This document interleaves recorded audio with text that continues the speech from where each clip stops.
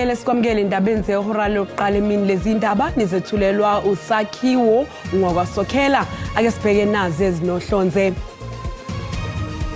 It's not a moment of celebration, but it's just for us to take stock of where we came from and the fact that these interventions are working.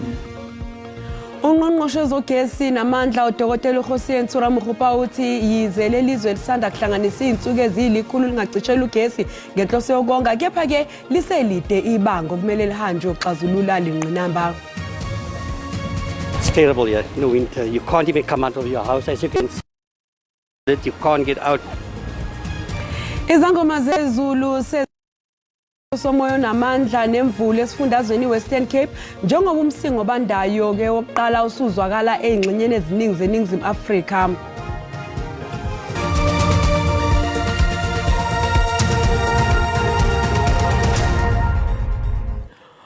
Umoya onamandla kanye nemvula kuhlasele ezingxenyeni zesifundazwe iWestern Cape njengoba umsingo bandayo wokuqala usuzwakala ezingxenyeni eziningi zezwe.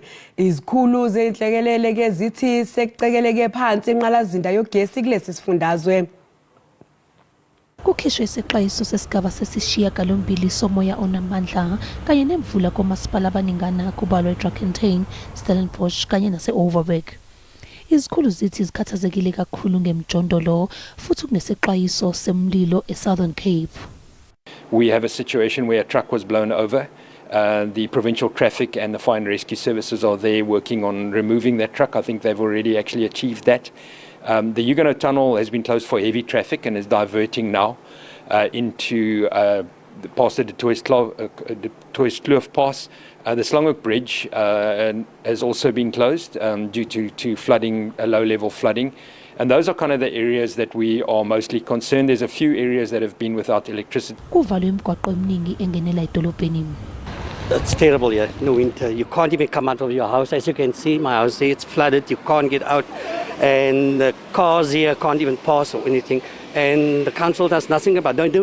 They don't even clean their drains here. Izakhamuzi zasemjondolo eKhayelitsha zisabela izinsuku ezizayo. Inhlangano engenza inzuzo ethi ibilokhu kungena izicelo zosizo. It's only day one of the disaster predicted for the next 5 days. And for our assessments done on the ground from Ward 99, which is close to 4,000 people displaced, the island informal settlement where we are now, Makaza, Kosovo in Philippi has called us, Polar Park Philippi, Kanana informal settlement Guguletu, Barcelona informal settlement Guguletu, Lawantle Nozamo in Strand. The numbers thus far leading requires us close to 10,000 people. Izikhulu zenhlekelele zithi bezingakasusi umuntu kodwa saqaphile isimo semfula, amadamu kanye nezindawo ezingase zigcwale. Kulindeleke ukuthi kube nokuduma okukhulu kanye nezimvula kuleli sonto. Kusenjalo izisulu ezicela emakhulwini amahlanu zezikhukhula ke ezakhahlameza iKarha Eastern Cape ngenyanga edlule zithi azifuni ukuphindela emjondolo yazo njengoba kulindeleke ke ukuthi kube nemvula nomoya namandla. Lezi zisulu zibambe umbhikisho njengoba bese kuphele isikhathi sazo sokuhlala endaweni ebezikhoselise kuyo kusukela ngenyanga edlule. Uluntu lwalapha eKarha beluhleli kwindawo zethutyana. Abanye kumaholo oluntu inyanga yonke. Ngoku bebenikwe iintsuku ezingama-30 behlala kwezi ndawo. Kodwa sithetha nje bayakhutshwa kuzo, nto leyo ingancumisiyo. Abaninzi kubo bebengaxolanga emphefumlweni njengokuba beza kulala ezitalatweni phantsi kwemo yezulu ebandayo. Kwaye balahlekelwe lithemba. What we're facing now at this point in time is outrageous because what we're dealing with now is empty promises from our presidents and officials. We're not going back to old Lapland. We are staying here until we're getting our structures. Abanye abazali kubo abanazo neempahla zabantwana zokuya esikolweni. Isebe lozinziso loluntu kuzwe lonke khange liphefumle ngethuba elijelo lifaka imibuzo. Masipala ombaxa iNelson Mandela Bay uthi uzimisele ukunceda uluntu xa imo yezulu ingancumisiyo. Ukuba umasipala waseNelson Mandela Bay ufumana isilumkiso semozulu embi kwinkonzo yemozulu, icandelo lentlekele likamasipala lizoqinisekisa ukuba zonke iinkonzo zikaxakeka zime ngomumo ukuze sikwazi ukuphendulana nemingeni engajongana nabahlali ngenxa yemozulu embi. Ulindeleke kubekho umoya obandayo kuliviki apha kweliphondo leMpuma Koloni. Ndinguzolani Moya wendaba ze-SABC ndisekarigha kwiphondo leMpuma Koloni. Ungqongqoshe wezogesi namandla uDkt Kgosientsura Mokgopa uthi ize lelizwe ke lisanda kuhlanganisa insuku ezilikhulu lingacishela ugesi ngenhloso yokonga kepha luseluduka lokumele luhanjwe ukuqeda lenkinga. Ungqongqoshe uMokgopa uphinde waveza ukukhathazeka malungana nalabo abadonsa kanzima ukuthenga ugesi ngenxa yokumbe eqolo kwentengo yawo. uMokgopa ke usho lokhu ngesikhathi ebambe isitoli. Ngolwesihlanu olwedlule iNingizimu Afrika iqophe umlando ngokuhlanganisa izinsuku eziyikhulu ugesi ungacishwa ngenhloso yokuwonga. Ungqongqoshe wezogesi namandla uDkt Kgosientsura Mokgopa uthi lokhu kuwumphumela wokusimama kwezamandla e-Eskom kepha ke luselude ukhalo. It's not a moment of celebration, but it's just for us to take stock of where we came from and the fact that these interventions are working and they are beginning to illustrate that indeed it can be done and it's done internally. Nakuba lezi ndaba ziqhilikisa izihlathi kepha uDkt Mokgopa uveze ukukhathazeka ngokungalingani kwezomnotho njengoba ezinye izakhamuzi zingakwazi ukuthenga ugesi. We are experiencing energy poverty as I speak to you now. So outside the issues of load reduction, you go to townships, people who are relying on grants, who are not accommodated in the indigent policy, people who live on what you call peace jobs. So these are people who offer their labor on a daily basis. So they don't have the kind of benefits that come with people who are. Mokgopa ukuchithile ukuthi ukusebenza kahle kwe-Eskom kwakamuva kungenxa yokuthi le nkampani iphehla amandla ogesi ngodizili omningi. The difference is that this year we have burned 6 billion rands less of diesel compared to the previous year. Njengamanje i-Eskom inamandla ogesi angama-70. Umbiko ubaze SABC. Obengungqongqoshe ezenhlalakahle uLindiwe Zulu uthi amaqembu angaphansi kohulumeni wobumbano okufanele afunde ukusebenza ngokubambisana ukuze izinto zizobalula. Obengungqongqoshe wezenhlalakahle uLindiwe Zulu ukholelwe ekutheni umengameli ubebhekene nesimo esinzima eqokeni icabinet lakhe njengoba bekufanele aqoke nakubantu angakaze asebenze nabo. You look at the people that you've worked with all the time, not only from a political angle, but you have an executive who you have sat with in cabinet meetings, you've sat with in mahutlas of the ANC, plus the ones of cabinet, so it's easier.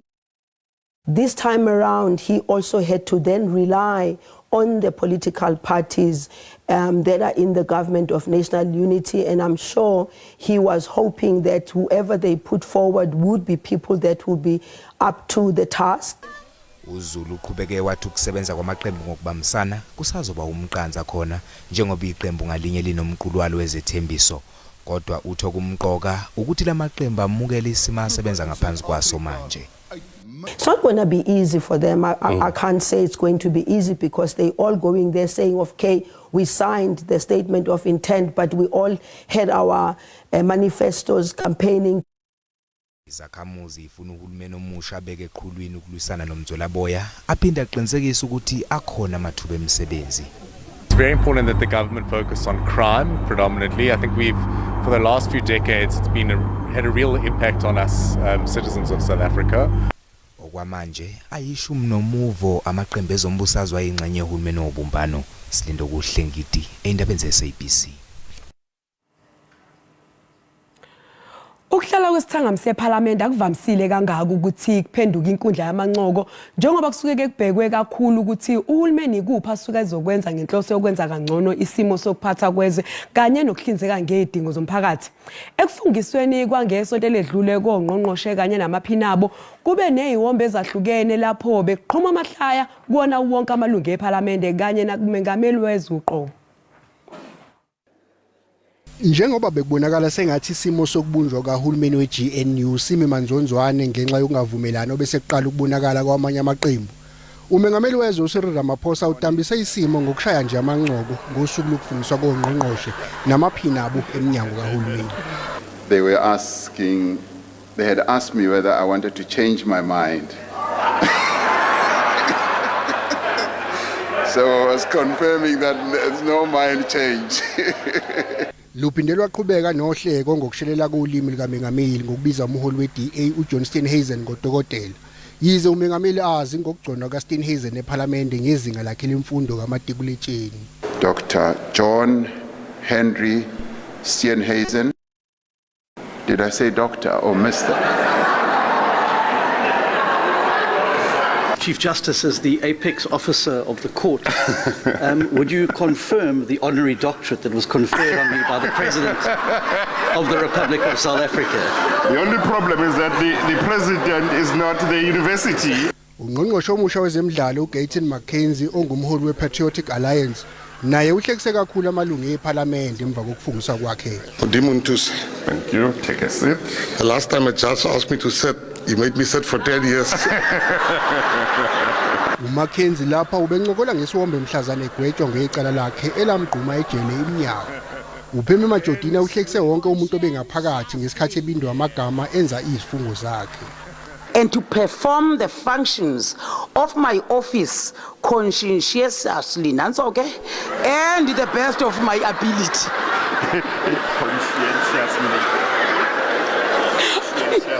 Conscientiously.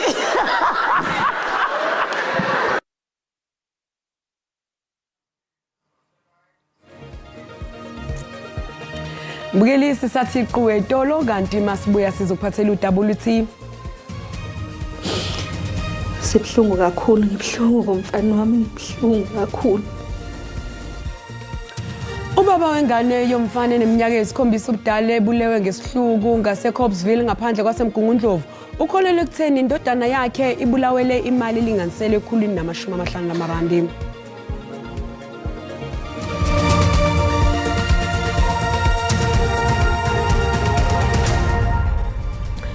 Mbukeli sikubingelele ndakungena odabeni oluhambe phambili besibike ukuthi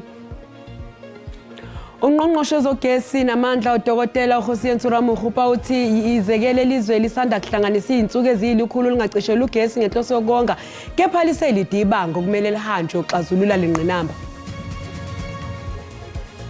Mbukela sikukhumbuza ukuthi lezi indaba zikhona ku YouTube na ku SABC Plus ngena kuzo uzicinge ngamagama athi SABC izindaba.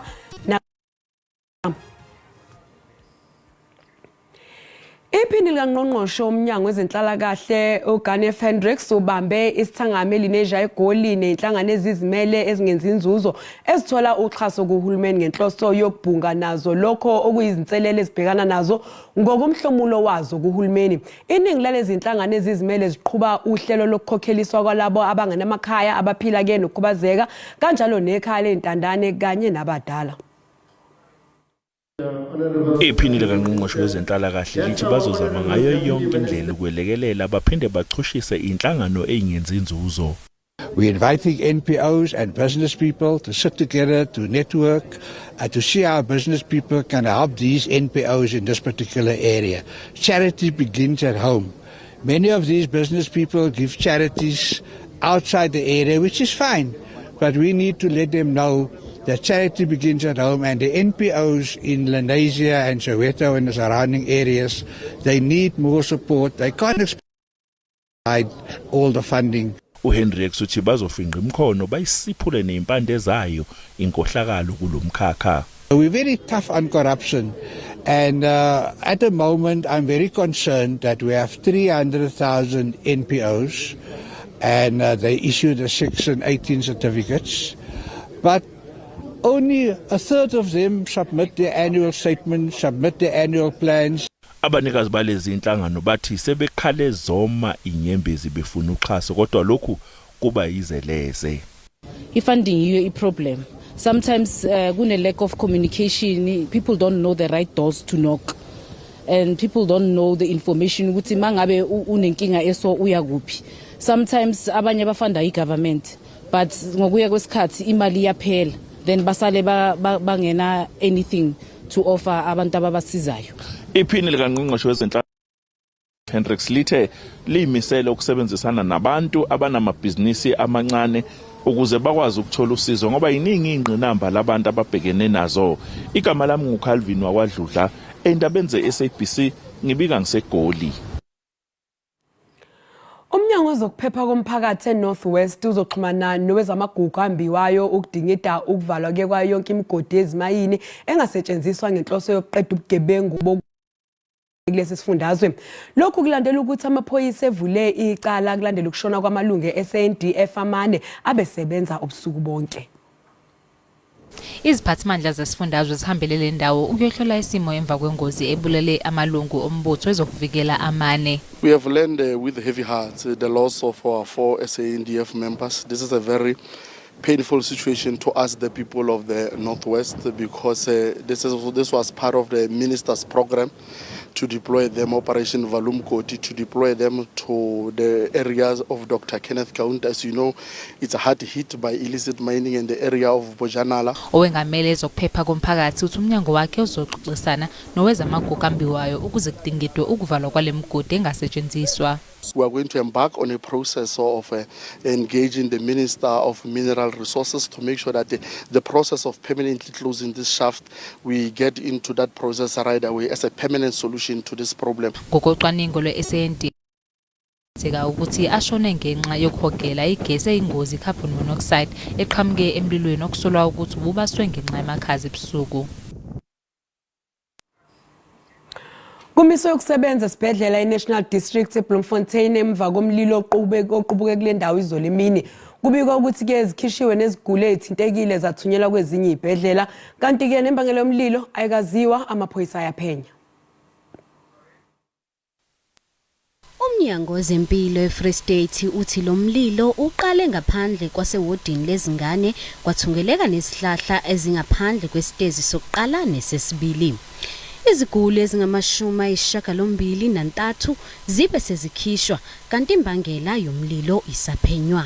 The latest update is that the fire has been put off. The patients that were here, 83 of them have been placed in different institutions. We refer to institutions like your 3 Mil Hospital, Universitas Hospital, Pelonomi Hospital, Botshabelo Hospital, and those who had, like cold cases were referred to MUCPP. So all our patients have been taken care of. So there's no injury, everyone is safe. Owengamele ezempilo eFree State uthi sinyathelo esilandelayo kuzoba ukuyohlola ukuthi yiziphi izindawo ezingasetshenziswa okwamanje.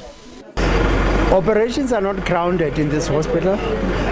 They are not halted. There are services that are still going on in buildings that are adjacent, but this main building has been cordoned off because we don't want to run the risk of flare-ups. Inhlangano iSouth African Red Cross isinikele ngezingubo zokulala nezokugqoka nokunye okuningi. Assisting them with blankets, hygiene packs, and also assisting babies with nappies, including blankets for babies as well and clothes as well. So that will be our intervention with Red Cross in partnership with the Department of Social Development. Ukusabela kwebezicishamlilo kusize kakhulu ekunqandeni lomlilo kanti umnyango wezempilo uphindwa aqinisekisa ukuthi iziguli ezithuswe ilesehlo zizothola usizo. Ubaba wengane yomfana eneminyaka eyisikhombisa ubudala ebulawe ngesihluku ngaseCobbsville ngaphandle kwaseMgungundlovu ukholele ekutheni indodana yakhe ibulawele imali elinganiselwe $150 uLenathi Mkhize uduke ngoLwesine ngaphambi kokuthi abakwaZidlodlo kanye nabantu basendaweni bathole isidumo sakhe endaweni eseduze. Umsolwa owaziwa ngumndeni usagcwele amathafa. Umntana ngesihluku. Umndeni kaLenathi Mkhize uyathuthumela ngokufa kwakhe. Kuthiwa wagcina ukubonakala eyodlala nabangani bakhe ekseni ngoLwesine. Makhathaleni nosuku abambona ngisho eheho umlise ongumngani kayise ngoswidi nangemali bengena endlini yakhe. Lo mndeni uthi kunzima ukubhekana nehluku abulewe ngaso uLenathi. Ube umuntu uvela osasayine emaphoyiseni bengaphandle ngeparole vele. kodwa akabanjwa namanje. Sibhlungu kakhulu, ngibhlungu ngomfana wami, ngibhlungu kakhulu. Ngoba bengakwazi nokuyivikela, beboshwe ngisho imilenze, bengakwazi nokuyivikela. Enza konke lokho akakwenzile kuyena uMlisa. Uyise kaLenathi William Rithambo uthi uyayisola ukufa kwendodana yakhe athi kungenxa yengxabano ayinayo nalomsolwa. Phela okuningi kuthi into eyenzekile ngoba mhlawumbe ingane yami ihambe ngenxa yami.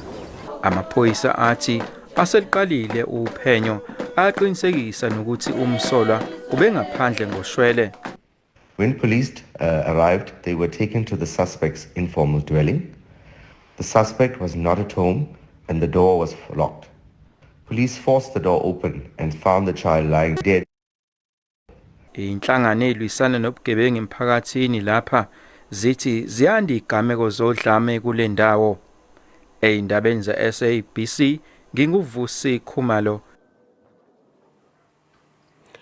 Amalungu omphakathi waseMkondeni ngaphandle kwase Elime Limpopo azawakaliseke ukujabula kulandela ukuthi umculo odumile uMakhadzi ebuye nendondo emcimbini weBET obubanjelwe eMelika. Ingoma yakhe yaziwa kakhulu esihloko sithi Matorokisi ihlonishwe ngoMa's Choice Best New International Act. uMakhadzi ubekela kuleli ebalazweni ngesikhathi ekhalemuka nendondo emkomelweni weViewers Choice Best New International Act. Lo mculi ubencintisana nabanye abaculi abayisishiya lombili abadabuka kwamanye amazwe. uMakhadzi waqala ukucula emgwaqeni kanye nasemarenkeni emphakathini wangakubo, kodwa manje amalungu omphakathi ayayithokozela impumelelo yakhe. I'm very impressed when we saw that Makhadzi, she came a long way. We've seen her growing with us over here and she supports us. When she performs, we just watch her for free. We don't have to pay so that we can see her. So I'm really impressed. Umndeni wakhe uthi uyaziqhenya ngaye, kanti ugogo wakhe uthi uMakhadzi useyithemba labanye abantu abasakhula. Kafushane uthi ngizizwa ngithokozile futhi ngihluleka ngisho ukuchaza indlela engizizwa ngayo, kanti siyaziqhenya ngaye. uMakhadzi uqala uhambo lakhe lokukhombisa ngendondo yakhe kubalandeli bakhe Polokwane ngoLwesihlanu, kanti uyaqhubeka ngokuhambela ezinye izindawo.